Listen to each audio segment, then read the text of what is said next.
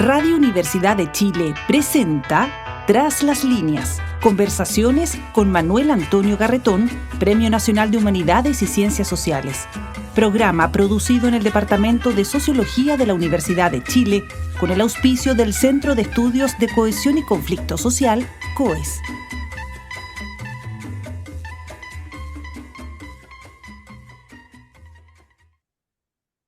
Muy buenas tardes.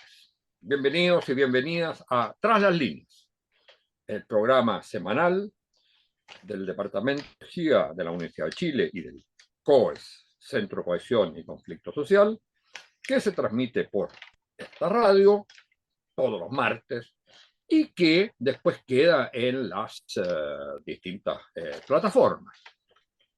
Programa que está destinado a conversar a partir de estudios e investigaciones que se están haciendo desde las ciencias sociales para analizar los grandes fenómenos del mundo de hoy, que son a veces macro, mundiales, otras veces latinoamericanos, pero que siempre afectan la vida de las personas. Y por lo tanto ese componente de qué pasa en la vida de las personas es también un componente muy importante, digamos, este programa, desde la perspectiva particular, como decía, de las ciencias sociales.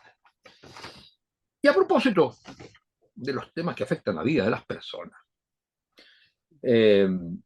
un fenómeno fundamental en la historia y universal, pero también en los países en concreto, ha sido el fenómeno de la religión.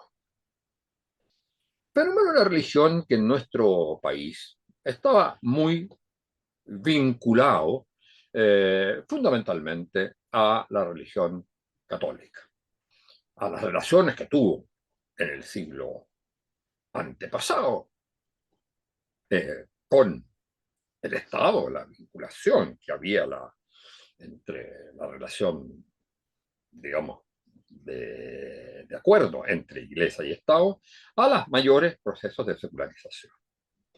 Esto también ocurría en muchos países de América Latina.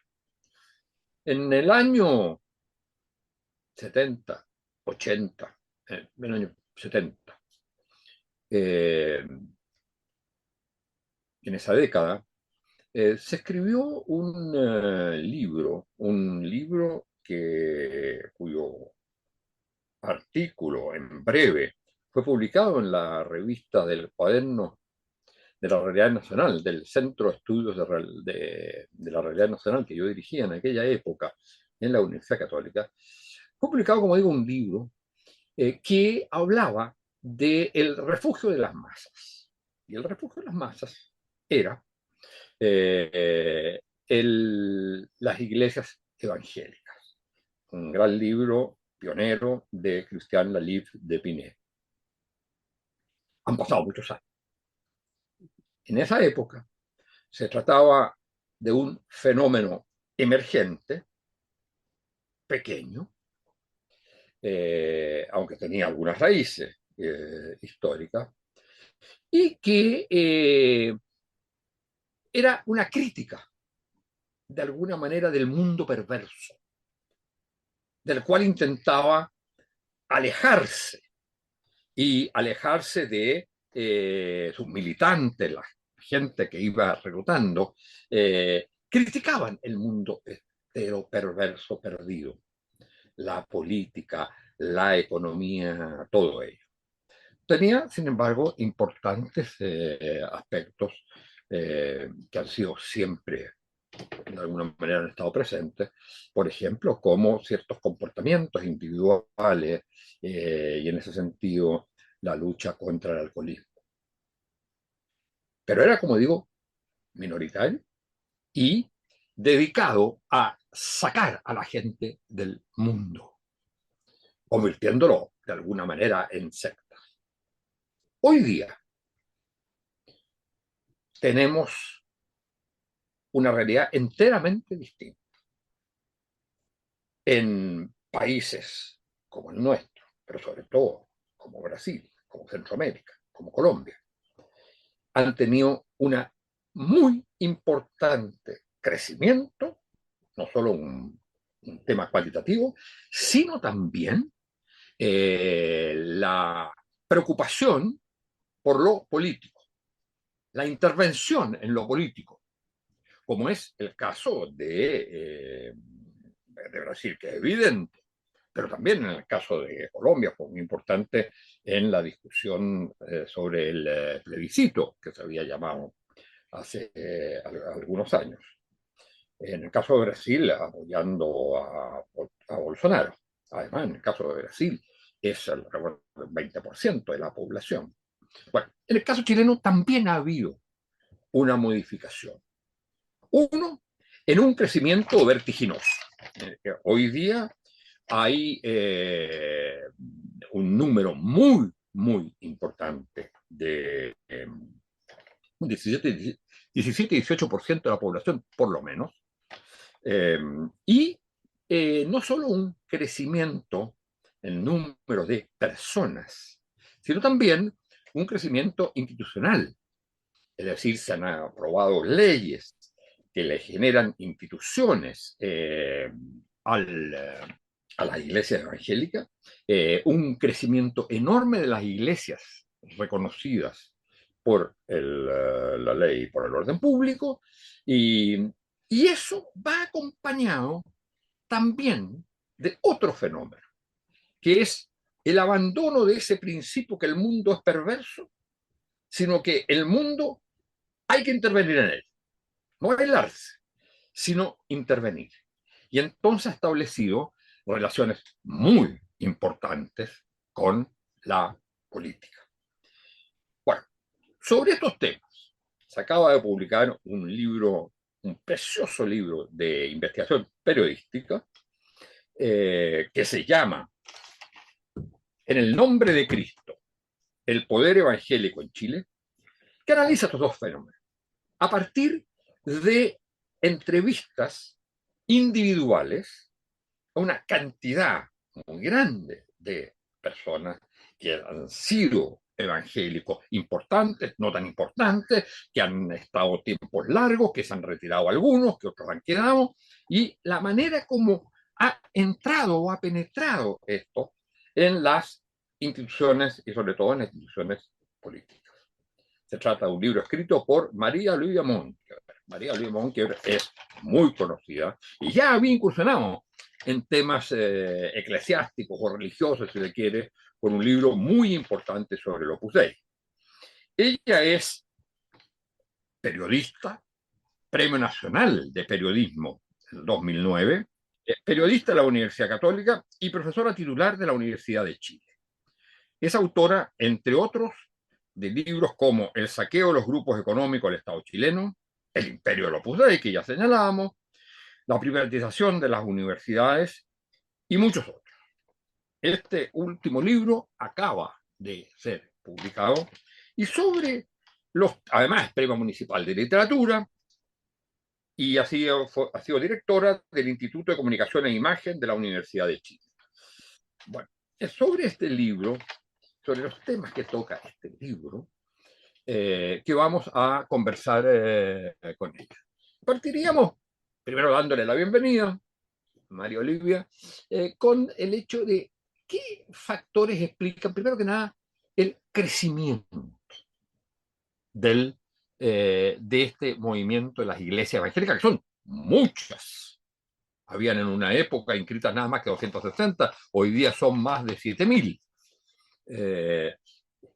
¿Qué factores explican el crecimiento? Después veremos qué significa y qué factores explican su relación con la política. Muchas gracias por estar con nosotros.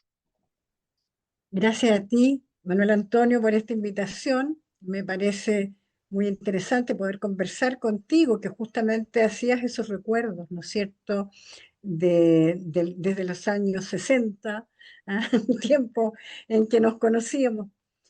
Y cuando salió ese libro, recordabas tú que de la Libre Spinell, el sociólogo, es el suizo, ¿no? O belga. ¿Sí? Sí. Bueno, que muy interesante porque es el refugio de las masas y que se hablaba, en él estaba hecho sobre la base de mucha investigación en terreno, ¿no? Y, y hablaba justamente de esta otra realidad en que sobre todo el evangelismo pentecostal, porque aquí uno cuando se pone a investigar esto, te das cuenta de esa diversidad que señalabas tú, ¿no es cierto? Y el pentecostalismo, que partió siendo ese refugio de esas masas que estaban y que no miraban al mundo, porque el mundo lo consideraban, les decían sus pastores, que era poco menos que diabólico, era una cuestión con la que no tenían que meterse. Ahora, han pasado tantas cosas desde esos años hasta ahora y creo que ha habido varios momentos y varias situaciones que han significado cambio y que han provocado el crecimiento. Yo te diría que uno es como en tantas cosas, podemos situarlo en el golpe de Estado. Porque desde el golpe de Estado y en los primeros años, en esos primeros años 70, fue el propio general Augusto Pinochet que miró eh, con cierto pragmatismo, supongo yo, la cosa, el panorama, y quiso el apoyo de iglesias pentecostales, se acercaba a ella en momentos en que estaba por otro lado la Iglesia Católica, encabezada por el cardenal Silva Enrique, que estaba objetando todo lo que estaba ocurriendo en materia de derechos humanos desde los primeros días después del golpe. Entonces, viene un cierto apoyo a estas iglesias evangélicas y se manifestó incluso en darle dinero para que terminaran la catedral que construyeron ahí en la Alameda, en la estación central. Y surgió en esos días una declaración que fue bien significativa de varios pastores en que hablaban en el fondo de lo bueno que había sido el golpe militar, porque había puesto fin al régimen de la Unidad Popular. Luego, yo diría que, aunque después hubo varios arrepentidos de eso, y no estaban todas las iglesias evangélicas, porque esto hay que entender que se trata de un campo bastante diverso, pero sí las pentecostales que constituyen la mayoría, constituyen las que tienen mayor número de feligreses, mayor número de seguidores. Después hay otro asunto que creo que es bastante significativo, que tiene que ver con otra vertiente, ¿no? Que es el tema ya en los años, incluso en este siglo, pero podríamos decir que desde la década del 90. En la década del 90 pasa que van luchando, van tratando de avanzar en materia de libertad de culto, ahí todas las iglesias evangélicas, cristianas, no católicas, en el fondo, porque querían razonablemente una cierta igualdad con la iglesia católica en el Claro, porque tratamiento. la ley de culto favorecía solo a la Iglesia Católica. No, claro, o sea, Claro, hasta ese, a partir de 1999 es cuando logran claro. esta ley de culto que les permita la existencia en igualdad de condiciones, o de una relativa igualdad de condiciones, consideran muchos de ellos hasta ahora. Pero eso es en la parte como de un movimiento general que los aglutinaba a todos. Pero hay otra situación que es en la medida que hay mayor apertura, mayor avance de todo lo que implican pasos en materia yo te diría que desde el rol de la mujer, pasando por todo el tema de género, el tema de que se abre, ¿no es cierto?, se abre la ciudadanía, la sociedad en su conjunto, a los temas de diversidades sexuales, de viene el asunto de las leyes de aborto, todo eso hace que vayan configurando el planteamiento de lo que ellos llaman estar contra la ideología de género, porque incluyen incluso, se adoptan posiciones, como te decía, antiaborto, antimatrimonio homosexual. Después ¿Qué crees tú que digamos, explica por qué esos temas son tan centrales en la constitución de su identidad? claro, apuntan y los definen. A ver, si tú conversas y llegas a conversaciones más a fondo, tanto con personas, como tú decías, que han sido, o algunas hasta que siguen siendo, integrantes de algunas iglesias evangélicas, se basan y te lo justifican en la Biblia. ¿Ya? Porque hay algo que en la Biblia, y te repiten con mucha literalidad, o sea, y en ese sentido apelan constantemente, por ejemplo, al Génesis. Yo ahí puse en el libro un capítulo, varón y hembra los creó, que sería, ¿por qué? Y eso tiene que ver con decirte, no, es decir, el matrimonio tiene que ser entre un hombre y una mujer. Ahora, hay también una actitud que se relaciona con otros aspectos que me llamaron mucho la atención, eh, que también en relación con cuestiones que las justifican con palabras del Antiguo Testamento o con conceptos, como el asunto, por ejemplo, de defender el creacionismo. Es decir, el mundo lo creó Dios en 6 o en 7 días, y después descansó. Y es un negarse, por ejemplo, a la teoría de la evolución, ¿no? Y por ahí llegan a un cuestionamiento incluso, muchos de ellos, de la ciencia. Eh, me lo comentaron esto en varios de los testimonios, personas que les decían cuando ya estaban preocupados de que se educaran, pero cuando vayan a la universidad y les hablen de tal cosa que es científica, no crean en el Big Bang, no crean en tal cosa. Cuestiones de ese tipo a mí me han llamado mucho la atención. Pero mira, Creo que también...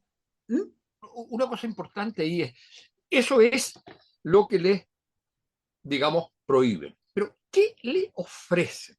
Y eso es una cosa bien interesante, porque tú la planteabas de alguna manera en la investigación. ¿Qué le ofrecen a, Bueno, eh, a, a la gente? Más allá del mensaje, solo la salvación. Le ofrecen la idea de una comunidad, le ofrecen un sentido de la vida. ¿Por qué razón logran ampliarse tan rápidamente? que justamente estamos hablando en particular, como diría yo, de ese mundo pentecostal, que es el que abarca, como se supone por las encuestas, del orden de un 75-80% de todos los evangélicos, que esos son los que más han crecido. El que le ofrecen, yo creo que ahí hay algo muy interesante, porque es lo que se da en los hechos. Hay una actitud de acogida, hay una actitud de comunidad, de solucionar los problemas del día a día, de contribuir. Yo creo que hay, por lo que te explican, es decir, además una presencia muchísimo mayor, por ejemplo, que con lo que uno ha conocido de la Iglesia Católica. Tienen sus Y también una elementos. presencia, tú decías, ¿Mm? también reemplazan una cierta presencia Sí, del Estado. o sea, una cierta ausencia, claro. Claro, claro, ¿No es cierto? claro. El tema de espacio que no está el Estado y que hoy por hoy tampoco parece estar comunidades cristianas de base como las que existieron en momentos de las décadas anteriores, ¿no es cierto? Que era mucho más fuerte, esa presencia activa, en tiempos la Iglesia Católica en el tiempo de la dictadura, pero también antes, en tiempo de la teología de la liberación, por Claro, ejemplo. pero que eso fíjate que es interesante, porque ¿Mm? esto que señalas tú, porque en Brasil es el ¿Mm? lugar quizás de mayor crecimiento Sí, del mundo evangélico o pentecostal. Y resulta que Brasil era el lugar donde nacen las comunidades de base. Claro, pues claro. Y cuando desaparece eso, entonces habría como un cierto reemplazo, con una promesa menos de emancipación a través, aunque van a entrar en política, pero menos de emancipación a través de la política y de la lucha social, y más a través de la privatización de la vida, ¿cierto? A partir de ciertas costumbres o ciertos principios que tienen que tener. Así creo yo, ¿ah? Yo creo que tú lo estás interpretando muy bien, en el sentido de que esas otras ausencias tan importantes, tú decías Brasil, Domel del Cámara, que vino a Chile por lo demás, ¿no es cierto? Y se le conoció por acá y con todo lo que implicaban las conferencias de obispos de aquel entonces. Del CELAM, ¿Mm? del CELAM, El Selam, de la Comisión Episcopal para América Latina. claro, claro. Entonces, justamente creo que ha pasado eso, por lo que uno va recogiendo, ¿no? Tanto de lo que va leyendo como de las impresiones de las personas que te van entregando sus vivencias, sus testimonios. El, eh, y el, un poco, claro, un poco como que les ha llenado la vida, ¿ah? Y en momentos también de, ¿cómo se llama? De dolor, ¿ah? El sentido del apoyo también con el tema de la conversión, es un tema que lo tienen muy presente. Las manifestaciones, las ceremonias, los cultos, los cultos, son con mucha participación de esa comunidad, ¿ah? Y es cuestión de verlo lo, en lo que uno hoy por hoy que tienen también hasta en los YouTube, ¿no es cierto? Los podemos ver. Es bastante impresionante todo esto que sienten o que expresan porque les llega el Espíritu Santo. Ah, hay toda una simbología ahí que también es muy fuerte. Ahora, esto yo creo que está ahí bastante bien como explicado digamos, este aumento que Ujú. hay ante un mundo, digamos, que de alguna manera se seculariza lo que ofrece. Ahora, ¿qué explica el otro aspecto? El aspecto de la politización. Incluso en el caso chileno tenemos partidos que se declaran evangélicos. Tenemos diputados elegidos. Ujú. Ayer, ¿no es cierto?, la presidenta de uno de los partidos renunciaba para apoyar a su candidatura. Era un partido evangélico que Es, presentaba, que se identificaba, como los conservadores en la época del siglo pasado, eh, que se presentaba para ser candidatura presidencial y ahora, digamos, renunciaba para apoyar a la extrema derecha. Ahora, ¿qué explica? Por un lado, ¿por qué deciden entrar en política? Con redes que tú relatas minuciosamente, digamos, entre movimientos estudiantiles, partidos políticos, alcaldes, diputados y diputadas, en fin. Hay toda una intervención en política más cercana al hecho de, digamos, querer aprovechar de la política, más bien querer influir la política. Es decir, en ese sentido, evangelizar desde esa perspectiva a a la política. La política en sí misma no está bien. Es la presencia de ellos la que de alguna manera la salva, la transforma. ¿Qué explica por qué han entrado a eso? Y sobre todo la rapidez con que han logrado meterse en las distintas redes políticas.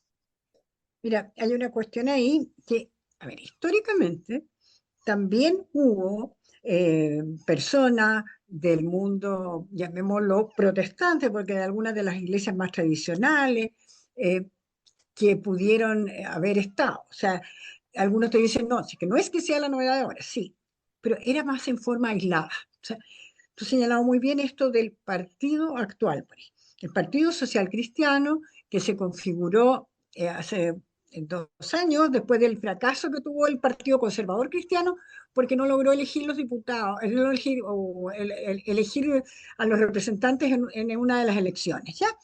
Pero el asunto es que este Partido Social Cristiano, yo creo que es interesante lo de su formación, porque una de sus dos vertientes principales es la que viene justamente del movimiento universitario, del movimiento Águilas de Jesús, que se formó en la Universidad de Concepción por ahí por el año 2000, 2001, 2002, llegó a presidente de la Federación de Lugar Estudiantes. central de lo contrario de lo cristiano. Claro. Y yo te digo, la primera vez que yo vi los letreros de las Águilas de Jesús, los afiches, en el campus de la Universidad de Concepción, en ese campus donde había nacido el MIR, el Movimiento Izquierda Revolucionario antes. Entonces, es una cuestión muy especial. Y era un lugar de masones, fundamentalmente. De bastones, claro. O sea, por un lado, entre los estudiantes, ¿no es cierto? Eran los estudiantes revolucionarios y por otro lado, entre el profesorado, era muy fuerte la masonería. Y el asunto, ante esta extrañeza, me acuerdo que fue una vez que había ido a presentar justamente un libro esto de universidades a la Universidad de Concepción y recorriendo el campus me encuentro con esto. Y el líder de eso, el que lo encabezaba, ese primer presidente de la Federación de Estudiantes, o sea, es el actual alcalde de Concepción, recién elegido en la elección municipal de octubre pasado, Héctor ¿Y su Muñoz. esposa? ¿Mm? ¿Y su esposa? Y su esposa es Francesca Muñoz. Y su esposa Francesca Muñoz, diputada, que fue elegida en las elecciones pasadas parlamentarias, había sido elegida por por el Partido Renovación Nacional. ¿eh? Junto a otros dos parlamentarios, que uno es el hijo del pastor Durán, Eduardo Durán, ese sigue siendo de Renovación Nacional.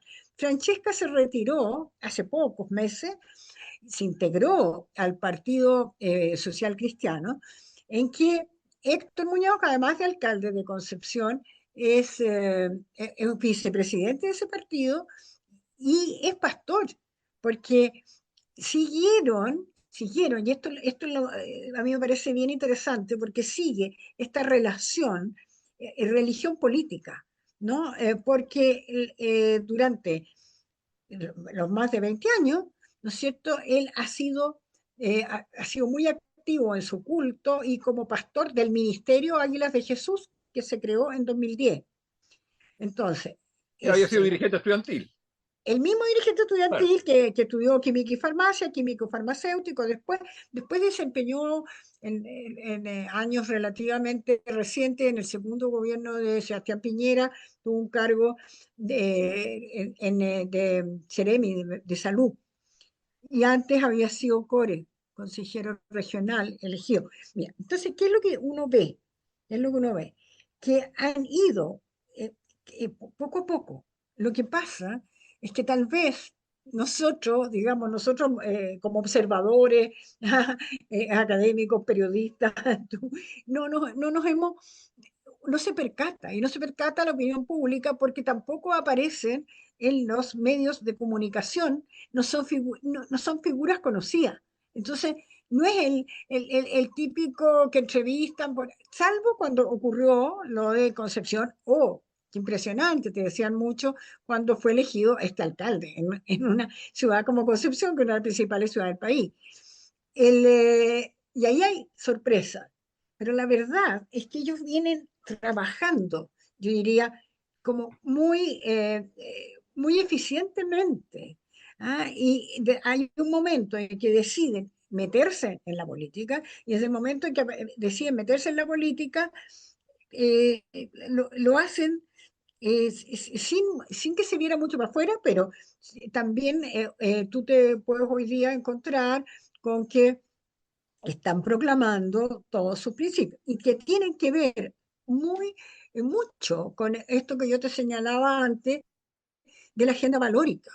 Esos O sea, son se puntos meten en política básicamente para salvar al mundo. para, Salvar al mundo, digamos. claro, claro, pero dentro de ese salvar al mundo está esto, y está los criterios de la agenda valórica, pero que a la vez, por ejemplo, está todo el tema también de la educación. Claro, De ahí, y no solo los pentecostales, porque una de las voceras del movimiento con mi hijo no te metas, ¿ah? Para que no haya una educación sexual en los colegios, para que los colegios hagan lo que quieran, aunque reciban subvenciones estatal, tengan la libertad de educar a sus hijos de acuerdo a sus creencias. Es una señora adventista de Temuco. ¿Mm? Pero entonces no son solo los pentecostales, hay grados más, grados menos en otras de las iglesias también. Y otra cuestión que uno le escucha es, en muchos de los discursos, también esta cosa contraria a la Organización de Naciones Unidas, a la Organización Mundial de la Salud, ah, y algo que algunas te expresan es antifeminista. O sea, porque también eso les crea complicaciones. Y sin embargo, hay mujeres como la propia Francesca, que es la señora del pastor, que está en un sitio de alta exposición política, por llamarlo de algún modo, y no es la única, porque estamos hablando de águilas, de Partido Social Cristiano, con su raíz, digamos, en este movimiento Águilas de Jesús, pero hay también otras figuras y varias mujeres evangélicas en otros partidos. En el Partido Republicano, la vicepresidenta es, sí. es también evangélica, o en el Partido Nacional, Renovación Nacional, hay otra evangélica.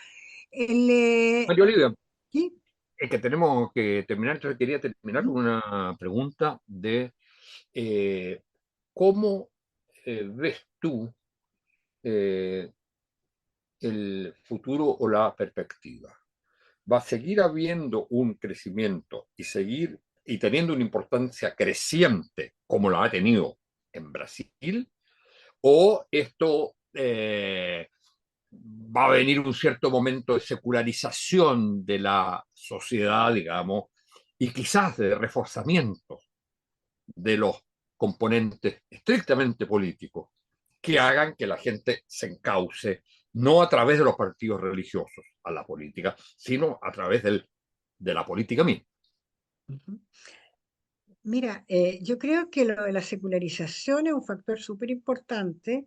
De hecho, hay que estar mirando qué resultados nos trae el censo 2024, que por estos días se debieran estar ya empezando a conocer resultados en materia de religión, porque uno lo que ve ahí en las encuestas al menos es que ha aumentado mucho la gente que no se identifica con ninguna religión. O sea, después de la desconfianza en la Iglesia Católica, vino muy notoriamente, un factor que no habíamos hablado, ¿no es cierto? También que ha influido en el crecimiento de estas iglesias evangélicas, tal vez, pero el,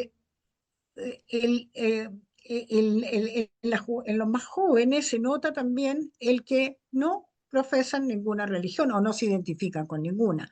Por Ajá. lo tanto, ahí hay incógnitas o cuestiones que las vamos a ir viendo un poco por el camino.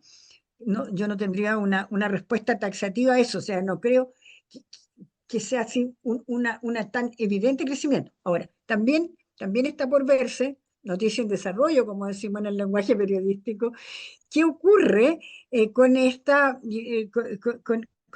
tanto el partido, este partido social cristiano, que sí tiene la gracia de que se pudo inscribir en todo el país y que en diferentes regiones, particularmente en la del Biobío, en la de Ñuble, en la Araucanía, en algunas comunas del norte, puede tener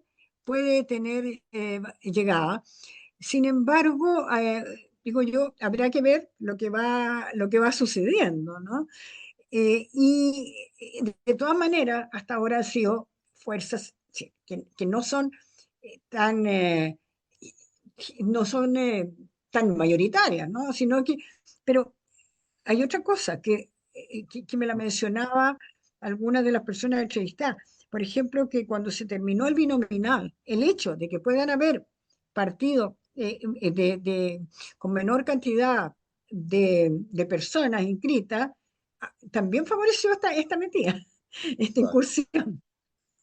Bueno, María Olivia, desgraciadamente tenemos que terminar, pero muchas gracias por esta conversación y muchas gracias por tu libro, que es una obra fundamental para el estudio de este fenómeno que transforma mucho, va transformando la vida social desde la perspectiva del mundo cultural, del mundo religioso y sobre todo nos ilustra sobre cómo eso se interpenetra con los temas de la política. Muchas gracias y muchas gracias a ustedes, señoras y señores auditores y auditoras, y será hasta la próxima semana. Pues, gracias a ti por la invitación. Ha sido siempre muy grato conversar contigo. Gracias. Radio Universidad de Chile presentó Tras las líneas, conversaciones con Manuel Antonio Garretón, Premio Nacional de Humanidades y Ciencias Sociales. Programa producido en el Departamento de Sociología de la Universidad de Chile con el auspicio del Centro de Estudios de Cohesión y Conflicto Social, COES.